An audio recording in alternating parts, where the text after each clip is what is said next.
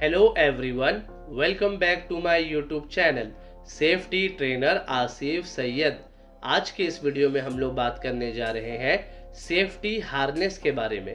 तो बिना किसी देरी के आइए वीडियो को शुरू करते हैं। हमारा सबसे पहला क्वेश्चन है, सेफ्टी हार्नेस का उद्देश्य क्या है? What is the purpose of a safety harness? तो इसका आंसर है, सेफ्टी हार्नेस एक उपकरण है जिसका मुख्य उद्देश्य ऊंचाई पर काम करते समय श्रमिकों को गिरने से बचाना होता है। यानी कि सेफ्टी हार्नेस एक डिवाइस है जिसका प्राइमरी पर्पस हाइट पर काम करते समय वर्कर्स को गिरने से बचाना होता है, जिससे गंभीर चोट यानी कि सीरियस इंजरी या मृत्यु का जोखिम यानी कि रिस्क ऑफ डेथ कम हो जाता है। और इसका यानी कि सेफ्टी हार्नेस का इस्तेमाल खास तौर से निर्माण कार्य यानी कि कंस्ट्रक्शन, चढ़ाई यानी कि क्लाइंबिंग और अन्य उच्च जोखिम वाले कार्यों में यानी कि अदर हाई रिस्क जॉब में इस्तेमाल किया जाता है। हमारा दूसरा क्वेश्चन है, सुरक्षा हार्नेस के प्रकार क्या है? What are the types of safety harnesses? तो इसका आंसर है यानी कि पॉइंट नंबर 1 है फुल बॉडी हार्नेसेस।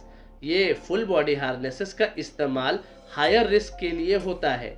ये फुल बॉडी हार्नेस पूरे शरीर को ढकता है, यानी कि full body harness entire body को कवर करता है और अधिक समर्थन प्रदान करता है। यानी कि ये फुल बॉडी हार्नेस पहनने वाले वर्कर्स को ज़्यादा सपोर्ट ऑफर करता है। और हमारा 2.2 है सेफ्टी बेल्ट। सेफ्टी बेल्ट को कमर के यानी कि वेस्ट के चारों ओर पहना जाता है। आमतौर पर कम जोखिम वाली स्थितियों में उपयोग यानी कि अक्सर लेस रिस्की सिचुएशन में इस्तेमाल किया जाता है।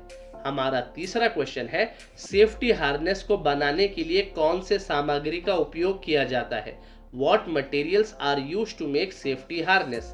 तो इसका आंसर है, सेफ्टी हार्नेस मजबूत सामग्री यानी कि स्ट्रॉन्ग मटेरियल्स जैसे कि नायलॉन या फिर पॉलिएस्टर से बने होते हैं, जो उच्च तनाव को सहन यानी कि जो हाई टेंशन को विथस्टैंड कर सकते हैं। हमारा चौथा क्वेश्चन है, सेफ्टी हार्नेस सिस्टम्स के घटक क्या है? What are the components of the safety harnesses systems? तो इसका आंसर जानने से पहले एक बात का खास ख्याल रखें, टेक्निकली इनमें से कुछ कंपोनेंट्स यानी कि जो मैं अभी आंसर बताने वाला हूँ सेफ्टी हार्नेस के कंपोनेंट्स नहीं है, लेकिन वे सब ओवरऑल फॉल प्रोटेक्शन सिस्टम्स का ही पार्ट है। इसके लिए मैंने उन सबको इसमें इंक्लूड कर दिया हूँ। तो सबसे पहला यानी कि 4.1 है स्ट्रैप्स। स्ट्रैप्स को बॉडी के चारों ओर लपेटे जाते हैं यानी कि शोल्डर्स, चेस्ट, लेग और वेस्ट। फिर ये क्या करता है, ये लोड डिस्ट्रीब्यूट करता है इन चारों में और सपोर्ट प्रोवाइड करता है। दूसरे नंबर पे आता है dorsal D rings. D rings safety harness को बाकी फॉल प्रोटेक्शन इक्विपमेंट से जोड़ता यानी कि कनेक्ट करता है। तीसरे नंबर पे है बकल्स। बकल्स क्या करता है, सेफ्टी हार्नेस को बॉडी में फिट करने के लिए, अच्छे से एडजस्ट करने के लिए इस्तेमाल किए जाते हैं। चौथे नंबर पे है लैनियार्ड। लैनियार्ड सेफ्टी हार्नेस को एंकर पॉइंट से जोड़ता यानी कि कनेक्ट करता है, जो थोड़ी हरकत की अनुमति देता है यानी कि सब मूवमेंट्स को अलाउ करता है और ऊंचाई से गिरने को रोकने में मदद करता है।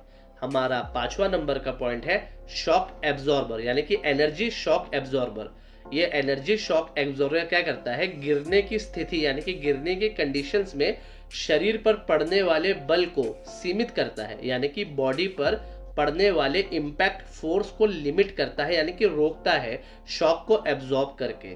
हमारा 6th नंबर का पॉइंट है स्नैप हुक्स।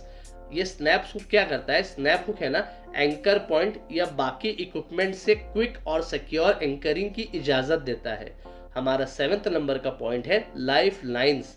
लाइफ लाइन क्या करता है, ये जो लाइफ लाइन है ना, क्षैतिज या लंबवत यानी कि वर्टिकल या हॉरिजॉन्टल हो सकते हैं और गिरने से बचने के लिए एक सुरक्षित मार्ग प्रदान यानी कि सिक्योर पाथ प्रोवाइड करते हैं। 8वां नंबर का पॉइंट है कैराबाइनर। कैराबाइनर क्या करता है, कैराबाइनर जो है ना, एंकर पॉइंट और लैनियार्ड या फिर लैनियार्ड और हार्नेस के बीच एक महत्वपूर्ण कड़ी प्रदान यानी कि क्रिटिकल लिंक प्रोवाइड करते हैं। और हमारा 9th नंबर का पॉइंट है एंकर पॉइंट। एंकर पॉइंट यानी कि सिक्योर पॉइंट, जहां हार्नेस सिस्टम्स को गिरने से रोकने के लिए जोड़ा जाता है। हमारा फिफ्थ क्वेश्चन है सेफ्टी हार्नेस के उपयोग क्या है? What are the usage of a safety harness? तो इसका आंसर है वर्कर सेफ्टी हार्नेस को लैनियार्ड या लाइफलाइन का इस्तेमाल करके स्टेबल एंकर पॉइंट से जोड़ते यानी कि अटैच करते हैं, जिससे गिरने पर चोट को यानी कि इंजरी को कम किया जा सके। हमारा 6th नंबर का क्वेश्चन है सेफ्टी हार्नेस का निरीक्षण कैसे किया जाना चाहिए? How should a safety harness be inspected? तो इसका आंसर है रेगुलर इंस्पेक्शन जरूरी है ताकि घिसाव और टूट फूट के संकेत यानी कि signs of wear and tear जैसे कि घिसे हुए स्ट्रैप्स यानी कि फ्रेड स्ट्रैप्स, क्षतिग्रस्त बकल्स को जांचा जा सके यानी कि डैमेज बकल्स को इंस्पेक्ट किया जा सके और यह इंश्योर किया जा सके कि सभी कनेक्शन और एडजस्टमेंट सिक्योर है। हमारा 7th नंबर का क्वेश्चन है सेफ्टी हार्नेस का नियमित निरीक्षण क्यों महत्वपूर्ण है? Why is regular inspection of a safety harness important? तो इसका आंसर है रेगुलर इंस्पेक्शन ये इंश्योर करता है कि हार्नेस अच्छी कंडीशन में है और सेफ टू यूज है, जिससे गिरने के दौरान विफलता यानी कि फेलियर को रोका जा सके। हमारा 8वां नंबर का क्वेश्चन है सुरक्षा हार्नेस को किन सुरक्षा मानकों को पूरा करना चाहिए? What safety standard should safety harnesses meet? तो इसका आंसर है सेफ्टी हार्नेसेस को एनसी यानी कि ANSI American national standard institute जो कि एक प्राइवेट नॉन प्रॉफिट ऑर्गेनाइजेशन है, या फिर OSHA occupational safety and health administration जो कि एक एजेंसी है यूएस लेबर डिपार्टमेंट के अंदर।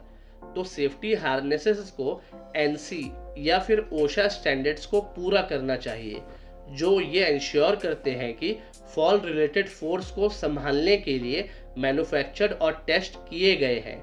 उम्मीद करता हूँ आपको सेफ्टी हार्नेस का कॉन्सेप्ट बहुत ही अच्छे तरीके से समझ में आ चुका होगा।